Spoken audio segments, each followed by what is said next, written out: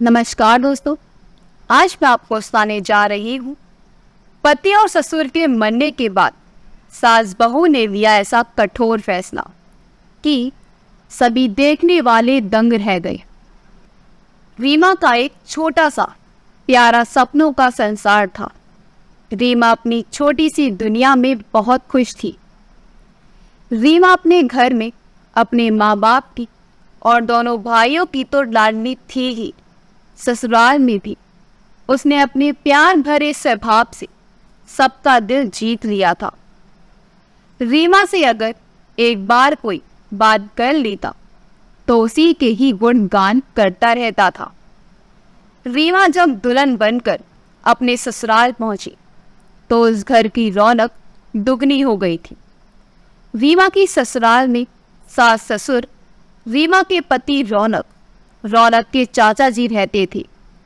रीमा के ससुर जी की 2 दुकान और एक होटल था। दुकान किराए पर दे रखी थी, जबकि होटल का कारोबार रौनक और उसके ससुर जी संभालते थे। होटल का काम अच्छा होने के कारण होटल भी आमदनी अच्छी खासी हो जाती थी, और जो दुकान का किराया आता था उसमें उनके परिवार के सभी खर्चे पूरे होने के बाद अच्छी खासी जमा पूंजी हो जाती थी। जब से रीमा इस घर की बहू बनकर घर में आई थी, तब से होटल का काम और भी अच्छा हो गया था।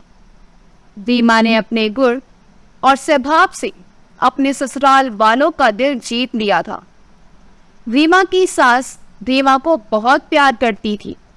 वह उसे अपनी बहू नहीं, अपनी बेटी मानती थी। सारा दिन हंसते खेलते गुजर जाता था। दोनों सास बहू मिलकर खूब गप्पे मारती थी। 1 साल ऐसे ही बीत गया। 1 साल बाद रीमा ने प्यारी सी बेटी को जन्म दिया। घर में चारों तरफ रौनक ही रौनक फैल गई। रीमा की सास अपनी पोती की गोद में लेकर बहुत खुश होती, और रीमा के ससुर जी अपनी पोती से खूब बातें करते थे। कुछ समय बाद रीमा के ससुर की हालत बहुत खराब हो गई, जिसकी वजह से उन्होंने होटल भी जाना बंद कर दिया। रीमा के ससुर की तबीयत इतनी खराब हो गई कि उनसे बिस्तर से उठा भी नहीं जाता था। रीमा उनकी बहुत सेवा करती थी। रीमा के ससुर जी रीमा को बहुत दुआएं देते थे। रीमा ने अपने ससुर की सेवा में कोई कमी नहीं की, लेकिन भगवान को ऐसा ही मंजूर था, और एक दिन रीमा के ससुर का देहांत हो गया। ससुर जी के देहांत की वजह से रीमा भी अब मायूस रहने लगी। रीमा के घर की रौनक कम हो गई थी। रीमा बार बार अपने ससुर को याद करके रोने लगती थी, क्योंकि रीमा के ससुर रीमा की बेटी से बहुत बातें किया करती थी। रीमा की बेटी ने अभी बोलना भी शुरू नहीं किया था, लेकिन फिर भी वह उससे बहुत बातें करते रहती थी, जिससे घर में बहुत ही रौनक रहती थी।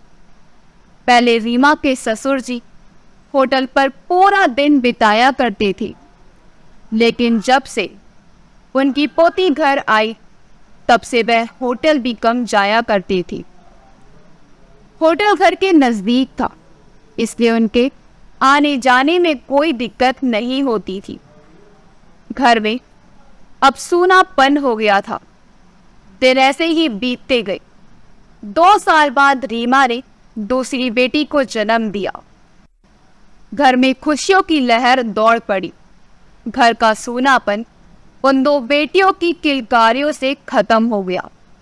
रौनक भी अपनी बेटियों के लिए होटल से घर बार बार चक्कर लगाया करता था। दोनों सास बहू का पूरा दिन उन दोनों बेटियों के साथ हंसते खेलते गुजरने लगा। बड़ी बेटी का नाम सोनी और छोटी बेटी का नाम मोनी रखा। बड़ी बेटी का नाम सोनी उसके दादाजी ने रखा था। छोटी बेटी का नाम मोनी उसकी दादी माँ ने रखा था। जब रीमा और दादी सोनी के नटखट शरारतें देखती तो बहुत खुश होती थी। सोनी बहुत प्यारी प्यारी बातें करती थी। रीमा उसकी बातें सुनकर कहा करती थी, मम्मी जी देखिए, सोनी बिल्कुल पापा जी की तरह बातें करती है। उस पर रीमा की सास कहा करती थी, हाँ रीमा, ये अपने दादाजी की तरह बातें करती है। अपने दादाजी के गुण हैं इसमें, इतनी समझदार है। इसकी बातें सुनकर हैरत होती है। सोनी अपनी प्यारी आवाज में अपनी मम्मी और अपनी दादी से पूछा करती थी कि दादू कहाँ पर गए, वे कब आएंगे, मेरे लिए खिलौने लाएंगे ना? तो दादी कहा करती थी, बेटा जब आप बड़ी हो जाओगी तब दादाजी आपके लिए एक सुंदर राजकुमार लेकर आएंगे। रीमा भी ऐसा ही कह दिया करती थी, लेकिन छोटे बच्चे सवाल बहुत पूछते थे। सोनी बार बार अपने दादाजी के बारे में पूछा करती थी। बार बार रीमा उसे ये कहकर टाल दिया करती थी कि जब आप बड़ी हो जाओगी तब आपके लिए सुंदर राजकुमार लेकर आएंगे, क्योंकि जब वह बड़ी हो जाएगी तो उसे कुछ समझ जाएगी उसके दादाजी कहाँ हैं। इसलिए रीमा उसे हमेशा यही कहा करती थी। ऐसे ही हंसते खेलते दिन गुजरते गए। दोनों बेटियां बड़ी हो रही थी, दोनों स्कूल जाने लगी थी। जब सोनी 10 साल की थी और मोनी 8 साल की थी तो एक दिन अचानक खबर मिली कि होटल में बैठे रौनक को अचानक दिल का दौरा पड़ गया और वहां काम करने वाली बाकी लोग रौनक को अस्पताल लेकर गए हैं। खबर मिलते ही रीमा और रीमा की सास दोनों घबरा गई और सोनी मोनी को उठाकर अस्पताल की ओर दौड़ी। रीमा और मम्मी वहां पहुंची तो रौनक इस दुनिया को, रीमा को, अपनी बेटी और माँ को छोड़कर जा चुका था। चाचा जी को खबर मिलते ही चाचा भी अस्पताल पहुंची। रौनक का शव देखकर रीमा ठंडी हो गई। रीमा का परिवार एक पल में उसकी आंखों के सामने उजड़ गया। आंखों के सामने आज उस व्यक्ति का शव पड़ा हुआ था जो रीमा को बात बात पर हंसाया करता था। रीमा और रौनक एक दूसरे से बहुत प्यार करते थे। रौनक रीमा को अक्सर कहा करता था कि तुम मेरी पत्नी नहीं, मेरी जान हो। आज ये सब रीमा के कानों में गूंज रहा था।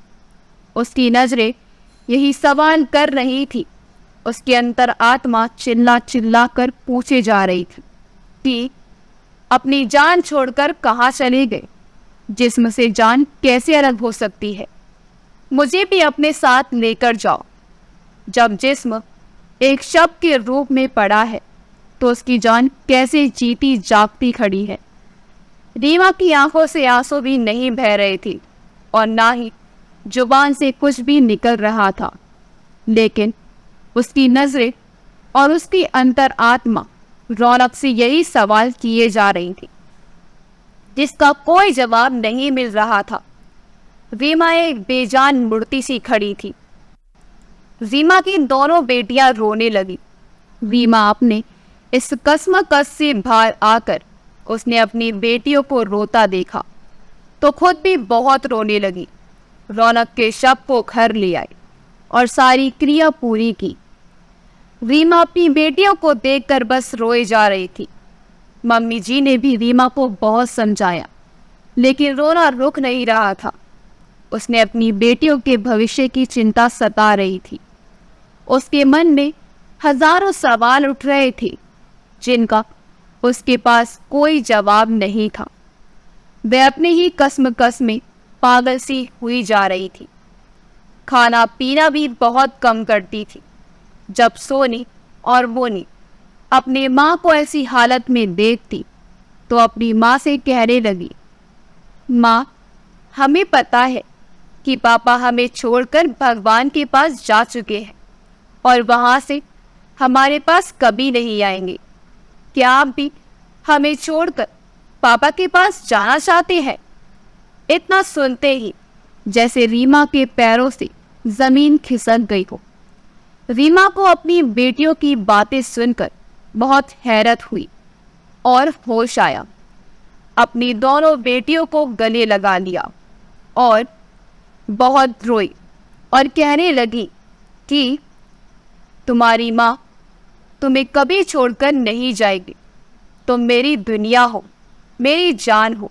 और खुद भी खाना खाया, अपनी बेटियों को भी खिलाया और अपनी बेटियों को सोने के लिए लेकर लेट गई। अपनी बेटियों को सुलाने के बाद वह उनकी बातों को बार बार याद कर रही थी। यह मैं क्या कह रही हूँ? रौनक तो अब जा चुके हैं, कभी वापस नहीं आएंगे, लेकिन मैं तो अभी जिंदा हूँ। मेरी बेटियां ही मेरी दुनिया है। ऐसा सोच भी कैसे सकती हूँ मैं? सिर्फ पत्नी के रूप में अपने पति के लिए पागल हुए जा रही हूँ। लेकिन मैं इतनी स्वार्थी कैसे हो गई? पत्नी होने के साथ मैं एक माँ भी हूँ। यह मैं कैसे भूल गई? मैंने माँ बनकर क्यों नहीं सोचा? नहीं, अब नहीं। मुझे मेरी बेटियों के लिए जीना है। मैं ऐसे हिम्मत नहीं हार सकती। मुझे अपनी बेटियों को अच्छी परवरिश देकर उन्हें पढ़ा लिखा कर काबिल बनाना है। रौनक भी तो यही चाहते थे ना।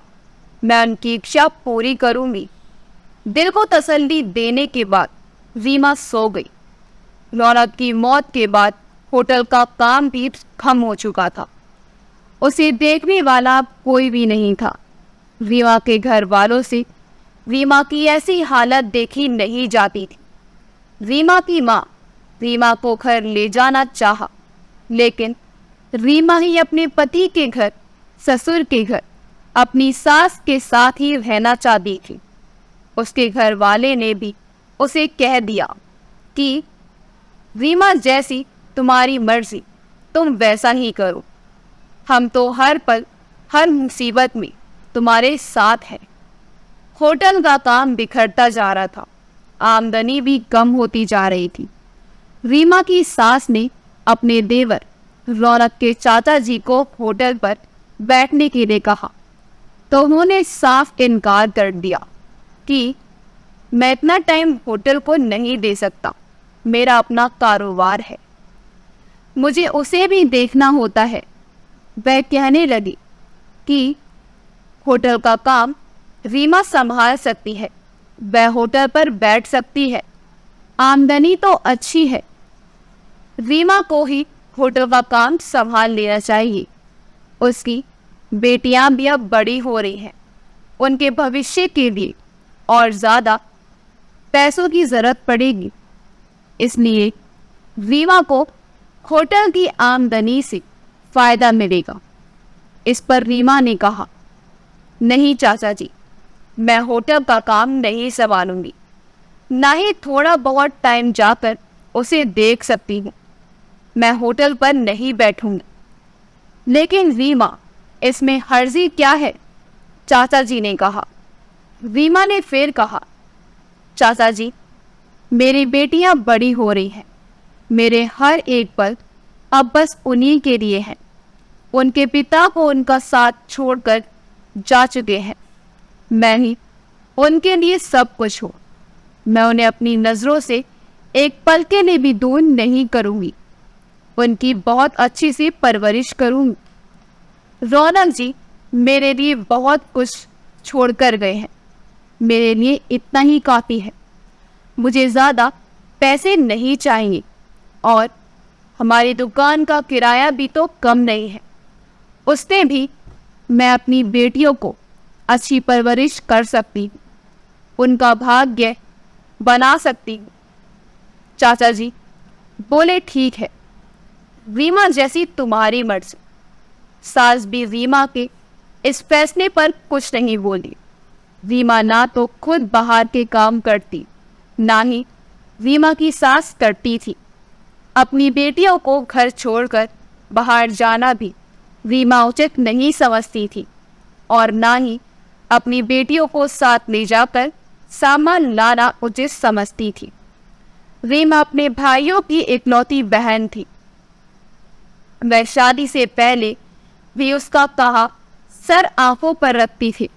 बचपन में भी कभी रीमा को लग जाती थी तो रोने लगते थे। रीमा के भाइयों ने जब रीमा को ऐसी हालत में देखा तो आंखें भर आईं।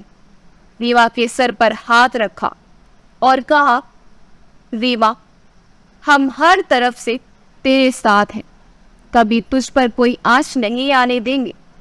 तो और हमारी भांजी हमारी जिम्मेदारी हो। तू एक आवाज़ देगी, हम दौड़े चले आएंगे। तेरा फैसला सर आंखों पर और तीनों भाई बहनें की आंखें भर आईं। बहन के इस प्यार को देखकर रीमा की सास की भी आंखें भर आईं। रीमा के भाई रोज सुबह शाम आकर रीमा की जरूरतों का ख्याल रखते थे। एक भाई सुबह में और एक भाई शाम में आता था। किसी भी चीज की जरूरत होती तो रीमा के कहे बिना उसके भाई उसकी हर जरूरत को पूरा कर दिया करती थी। रीमा ऐसे भाइयों को पाकर खुशी से फूले नहीं समाती थी।